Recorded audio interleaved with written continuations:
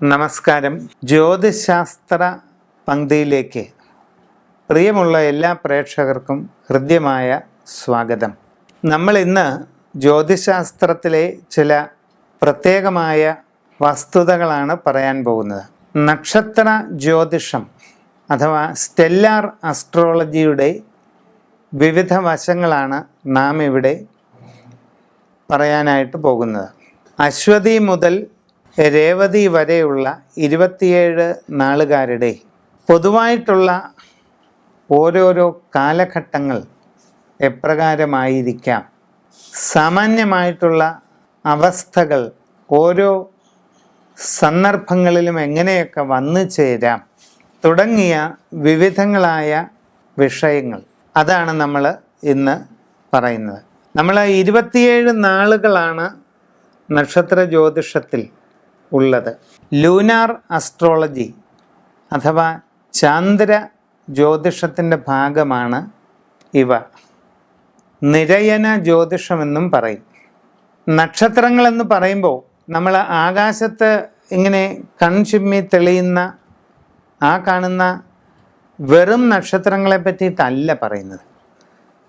ഒരു നക്ഷത്ര മണ്ഡലം എന്ന് പറയുന്നത് ആകാശത്ത് 13.25 ഡിഗ്രി, കുറച്ചുകൂടെ വ്യക്തമായി പറഞ്ഞാൽ 13.33 ഡിഗ്രി അളവാണ് ഒരു നക്ഷത്ര മണ്ഡലം. ഭൂമിക്ക് ചുറ്റുമുള്ള അന്തരീക്ഷ മണ്ഡലത്തെ ഒരു പരിപൂർണ വൃത്തമായി പരിഗണിച്ചാൽ ആ വൃത്തത്തിൻ്റെ ഗണിതപരമായ അളവ് 360 ഡിഗ്രിയാണ്. അങ്ങനെയുള്ള വൃത്താകൃതിയിലുള്ള അന്തരീക്ഷ മണ്ഡലത്തിൽ 30 ഡിഗ്രി വരുന്ന ഒരു ദൂരപരിധി, അതിനെയാണ് ഒരു രാശി അഥവാ ഒരു രാശി മണ്ഡലം എന്ന് പറയുന്നത്. അങ്ങനെ 12 രാശികൾ, 30 ഡിഗ്രി അളവ് വീതമുള്ള 12 രാശികൾ ചേരുമ്പോൾ ഒരു രാശിചക്രം, വൃത്താകൃതിയിലുള്ള ഒരു രാശിചക്രം പൂർത്തിയാകും.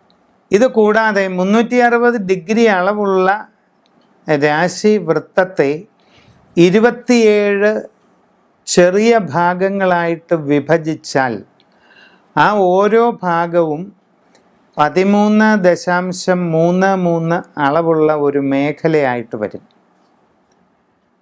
ആ ഒരു മേഖലയാണ് ഒരു നക്ഷത്ര മണ്ഡലം. ആ ഒരു മേഖലയിൽ കാണപ്പെടുന്ന കോൺസ്റ്റലേഷൻസ്, താരാപഥങ്ങളുടെ വ്യൂഹം, അവയെ അടിസ്ഥാനമാക്കി അതിന് പേരുകൾ നൽകിയിരിക്കുകയാണ്. അപ്പോൾ ഭൂമിക്ക് ചുറ്റുമുള്ള വൃത്താകാരമായ മണ്ഡലത്തിൽ 13.33 ഡിഗ്രി അളവ് വരുന്ന ഒരു മേഖലയാണ് ഒരു നക്ഷത്ര മണ്ഡലം. അശ്വതി, ഭരണി, കാർത്തിക, രോഹിണി എന്നറിയപ്പെടുന്നത് ഈ നക്ഷത്ര മേഖലകളാണ്. ഈ ഒരു നക്ഷത്ര മേഖലയിലൂടെ ചന്ദ്രൻ കടന്നു പോകാൻ എടുക്കുന്ന ഒരു കാലയളവാണ് ഒരു നാൾ. അത് ശരാശരി 60 നാഴിക അഥവാ 24 മണിക്കൂർ കൊണ്ടാണ് ഒരു നക്ഷത്ര മേഖലയിലൂടെ ചന്ദ്രൻ കടന്നു പോകുന്നത്. ഇതിനെയാണ് നമ്മൾ ഒരു നാൾ എന്ന് പറയുന്നത്. ഇതാണ് നക്ഷത്രങ്ങളെ പറ്റിയിട്ടുള്ള ഏറ്റവും അടിസ്ഥാനപരമായ കാര്യം ചുരുക്കി പറഞ്ഞത്. രേവതി നക്ഷത്രമാണ് അടുത്തത്. രേവതിയുടെ അധിപൻ ബുധനാണ്. ബുധദശയിലാണ് ജനനം. നക്ഷത്രത്തിൽ എത്ര നാഴിക വിനാഴിക ചെന്നു എന്നതിനെ ആശ്രയിച്ച് ജന്മശിഷ്ട ബുധൻ എത്ര വരെ ഉണ്ട് എന്ന് കണക്കാക്കാവുന്നതാണ്. അങ്ങനെയുള്ള ആ ബുധദശ ഏറെക്കുറെ ബാല്യത്തിൻ്റെ അന്തിമഘട്ടം വരെ നീണ്ടു നിൽക്കും. അപ്പോൾ ആരംഭിക്കുന്നതായ കേതുദശാകാലം കൗമാരത്തിൻ്റെ മധ്യകാലം കഴിയുന്നത് വരെ ഉണ്ടാകാനിടയുണ്ട്. വളരെ ശ്രദ്ധിക്കണം. സ്കൂൾ ഫൈനലും അതുപോലെയുള്ള കലാലയത്തിൻ്റെ ആരംഭഘട്ടവും ഈ കേതുവിലൂടെ കടന്നു പോകുന്നത് കൊണ്ട് വിദ്യാഭ്യാസപരമായി മന്ദതയോ പ്രയാസങ്ങളോ ഉണ്ടാകാതിരിക്കാൻ വളരെ ശ്രദ്ധിച്ച് പരിശ്രമിക്കേണ്ടതാണ്. കൗമാര പ്രായത്തിൻ്റെ അന്തിമഘട്ടത്തിൽ ആരംഭിക്കുന്നതായ ശുക്രദശ യൗവനത്തിൻ്റെ അന്തിമഘട്ടം വരെ ഏറെക്കുറെ നീണ്ടു നിൽക്കുന്നതാണ്.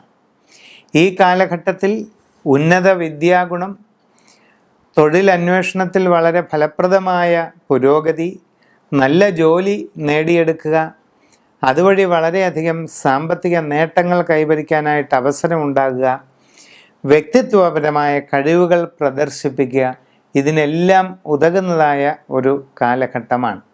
ഈ ശുക്രദശയുടെ അന്തിമഘട്ടം യൗവനത്തിൻ്റെ അന്തിമഘട്ടത്തോടുകൂടി വന്നു ചേരുകയും തുടർന്ന് അങ്ങോട്ട് 6 വർഷക്കാലം ആദിത്യൻ, പിന്നീട് 10 വർഷം ചന്ദ്രദശ, തുടർന്നൊരു 7 വർഷം ചൊവ്വാദശ ഇവയാണ്. ഈ കാലഘട്ടവും ജാതകന് പൊതുവെ അനുകൂലമായിരിക്കും. അതുകൊണ്ട് തന്നെ മധ്യപ്രായത്തിൻ്റെ സമാപന കാലഘട്ടം വരെ വലിയ ദോഷമായ സന്ദർഭങ്ങളിലൂടെ അല്ല കടന്നു പോകുന്നത്. കാലാകാലങ്ങളിൽ ബന്ധപ്പെട്ട രീതിയിൽ നല്ല നേട്ടങ്ങൾ കൈവരിക്കാൻ തന്നെയാണ് സാധ്യത കാണുന്നത്. തുടർന്ന് മധ്യപ്രായത്തിൻ്റെ സമാപന ഘട്ടത്തോടനുബന്ധിച്ച് വരുന്നതായ രാഹുദശ വാർദ്ധക്യത്തിൻ്റെ ഒരു തലം വരെ നീണ്ടു നിൽക്കുന്നു. ആരോഗ്യപരമായ കാര്യങ്ങളിൽ വളരെ ശ്രദ്ധ വെച്ച് പുലർത്തേണ്ടതാണ്.